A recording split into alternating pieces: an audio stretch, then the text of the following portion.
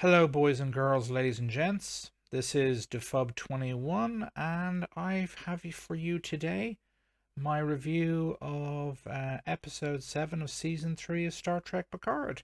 I believe this is the shortest episode we've seen so far. It's about 46 minutes thereabouts, while I think pretty much every other episode so far has been 50 minutes plus. And as a point of comparison, again, I've been comparing this season of Star Trek Picard to the current season of The Mandalorian. It's it's better. I mean, it just is better. It's better written than episodes 1, 2, and certainly 3 and 4, or 4 and 5. Sorry, not 3, but 4 and 5 of The Mandalorian. Even though it's a shorter episode, it's barely above 45 minutes long.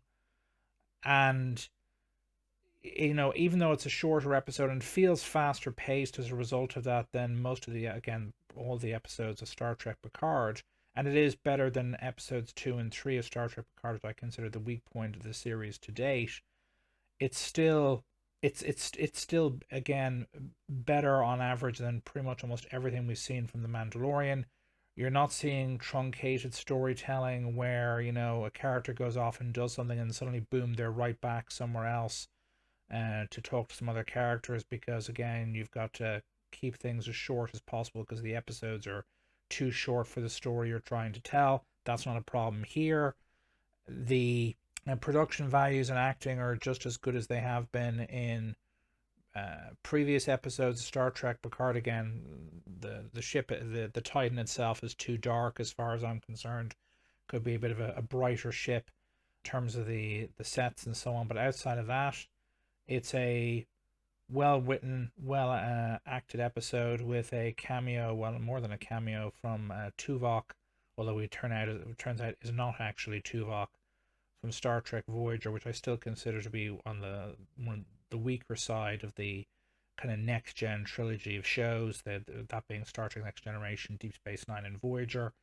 And I consider that to be the point where the series went into pretty terminal decline up until this season of Star Trek Picard.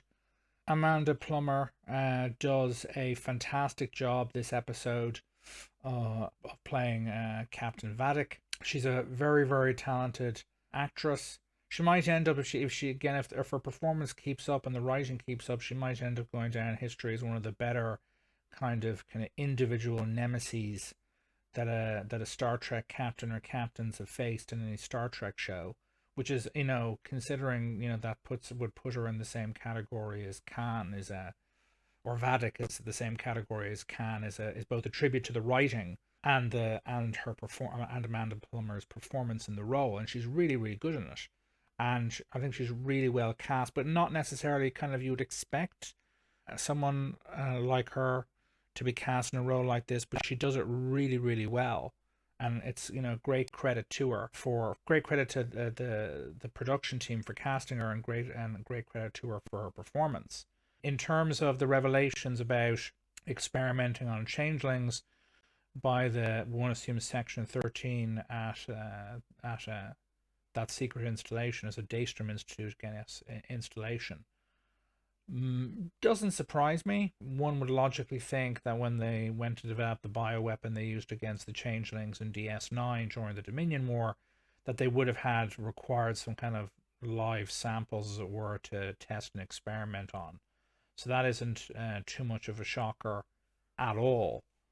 It is mentioned in the episode that the concept that Vadic was the first, or developed these capabilities first, and then through the link, as it were, can transfer them to others, but the trade-off is reduced lifespan and apparently some degree of pain, permanent pain and suffering. Whatever way that is, what we've basically got as a result is kind of a subgroup of changelings who can spread their kind of quote unquote mutation or mutations via the Great Link, or the local small scale equivalent thereof. And which again in of itself is interesting. And it has also opened up, in this episode, made very clear that whoever Vadic is taking her orders from is not a changeling. It appears to be some sort of third party. One assumes directly, whose I think's principal interest is not in attacking the Federation per se, although we could be wrong on that. But it instead seems to have an interest principally in Jack Crusher and getting their hands on him for whatever reason we have yet to find out. One can assume maybe that this individual is the person hiding, or whatever it is behind that door that was seen in a vision he had and that Jack Crusher had in a previous episode. So that's again an interesting subplot, which I think will eventually become the main plot once the conflict with the changelings is dealt with, if it is dealt with before the things come to a head. It should also be noted that the Raffi and Worf subplot is not present in this episode. They've gone off somewhere else. We don't see them in this episode, which is possibly one of the reasons why the episode is shorter, because there's that time needed for Raffi and Worf on screen isn't required. Again, it so far the kind of the Raffi and Worf sequences have been, as I see it, the weakest parts of the show, and certainly the weakest parts of the of individual episodes where they've been present. To a degree, that was down to what I consider the kind of pretty poor sets that they were using for the kind of this space ghetto environment that they've been hanging around in. But hopefully it doesn't go back to that when they do turn up, whether it be in the next episode or whichever episode they do turn up in before the end of the season one. We're now in episode 7. There's 10 episodes in the season, I believe, so there's 3 left to go. It's certainly shaping up to be the best Star Trek we've seen in quite some time. I still have issues with the writing. There was a kind of a heel turn moment at the end of the episode, which is my single biggest criticism of it, where suddenly the bad guys are in charge of the Titan very, very quickly, and it's not necessarily completely explained how this reversal happens so quickly when, Data's now in control of the ship and so on. But, well, it happened, and it's a quick reversal situation. We happened in the previous episode where Raffi and Worf were forced to fight each other in one of their sequences on the pseudo space ghetto city on some planet somewhere, and Worf, it looks like Raffi's beaten Worf in combat and Worf is dead, but no, he's not, and surprise surprise, and he kills all the henchmen of this mob boss they're after, and then they grab the mob boss and makes him do what they want him to do. But that's again, it's kind of more of a kind of an old school, very time limited thing you'd find in broadcast television. That is, again, I think out of place in a streaming show where you've got serialized storytelling over an entire season or over an entire show run. Like that could be on the air for years, and where you have much longer run times because you don't have to find space for advertising in each episode and so on. But it's still better than what we've seen out of The Mandalorian.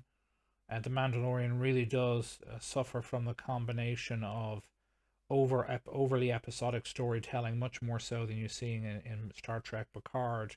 I mean, Star Trek Picard is effectively serialized storytelling, and the very short run times of many of the episodes, and frankly the quite poor quality of the first episode in the season. The Star Trek Picard's first episode of the season is much better than its Mandalorian equivalent.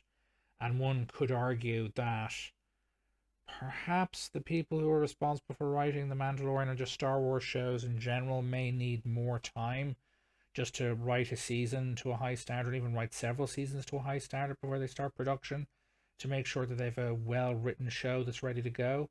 Because again, the writing quality on Disney Plus from both the Star Wars shows and the Marvel shows has been, for the most part, quite poor. I think WandaVision would be an exception to that. And I know a lot of people have problems with Loki, but the first season of the Loki is much better than pretty much anything we've seen apart from WandaVision from the Marvel shows on Disney Plus.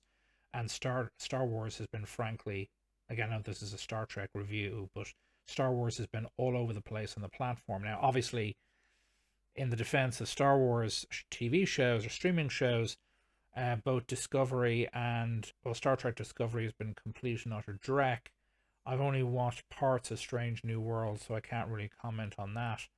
But this is, clearly a step in the right direction, a significant step in the right direction, considering how bad things have been for so long in the Star Trek show front. From credit where credit is due, the showrunner for this season, Terry Matalas. Now, whether he'll be allowed to oversee a future season of Star Trek Picard or a completely new offshoot show, or just a completely separate Star Trek show, I don't know, because he's not the head honcho at Paramount when it comes to Star Trek television shows. That's a guy whose name is Kurtzman, who's become something of a hate figure among the Star Trek fans because of Discovery. And this this episode, along with every episode, frankly, including 2 and 3 of Star Trek this season of Star Trek Picard. Kurtzman was also responsible, I believe, for season 1 and 2 of Star Trek Picard. Again, I didn't bother watching 2. 1 was terrible, but the good word of mouth on 3 got me to watch it.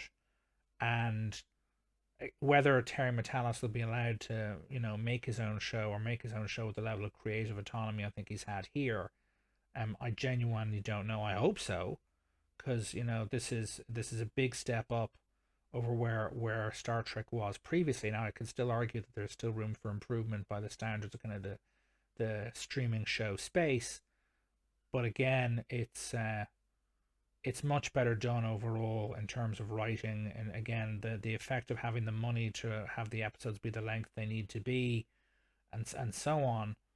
It's still much better than, to be honest, it'd be not just much better than we've seen so far of season 3 of The Mandalorian.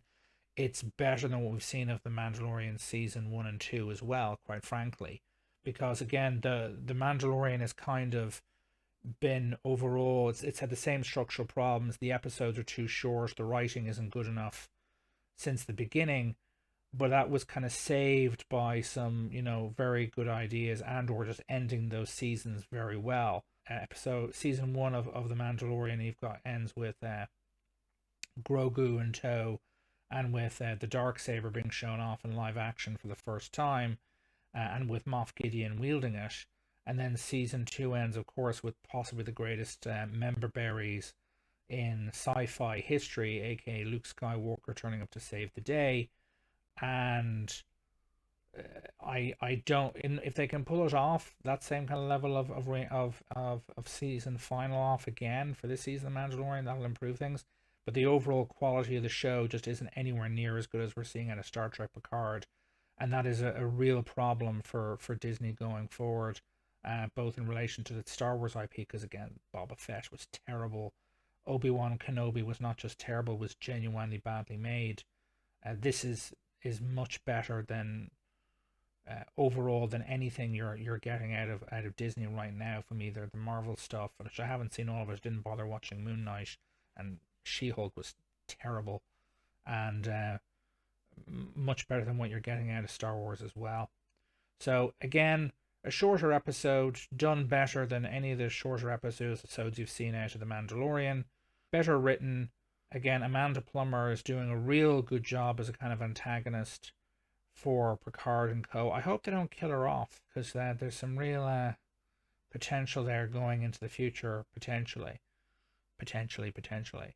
But it is a much better made show. Again, my concern will be is they end up pulling a kind of a, what was the show called? Lost, yes, a Lost, which is where they start off the show with these questions, these mysteries, and they fail to, again, I lost interest in the show long before it ended, but they, from what I gather, they failed to answer those questions by the end of the show. In other words, they failed to stick the landing, and hopefully Picard doesn't make that mistake. And that's maybe the thing that saved, as I said, Mandalorian season 1 and season 2, is irrespective of the quality of the execution in those bulk of the episodes in the first 2 seasons, they did stick the landing at the end of both seasons, and maybe they'll do it again. But even as I said previously, if the best we're going to get out of Disney Star Wars on Disney Plus is the quality we're getting right now, that's not enough to resuscitate the Star Wars IP while this is certainly, while Star Trek Picard is certain, this episode is certainly a step in the right direction to resuscitating Star Trek. And if he does, if Metalis goes on to make several more seasons of Star Trek Picard, or even a completely separate show that runs for a good length of time and is to this quality or better, then he'll probably go down in history as the man who saved Star Trek, and he'll be getting friendly receptions at conventions till the day the man dies, to put it mildly. Anyway, this is those are my thoughts on this episode of Star Trek Picard. Let me know your thoughts in the comments. And if you haven't already subscribed to my channel, please do so, and please ring the bell so you get notifications when I upload new content. And please like, please comment. If there's anything else you'd like me to cover, let me know in the comments. Any views of your own on the show so far and on The Mandalorian, let me know in the comments. And I shall see you in the not too distant future with another review of either The Mandalorian or Star Trek Picard, or maybe something else. This is Defub21 signing off. Toodaloo.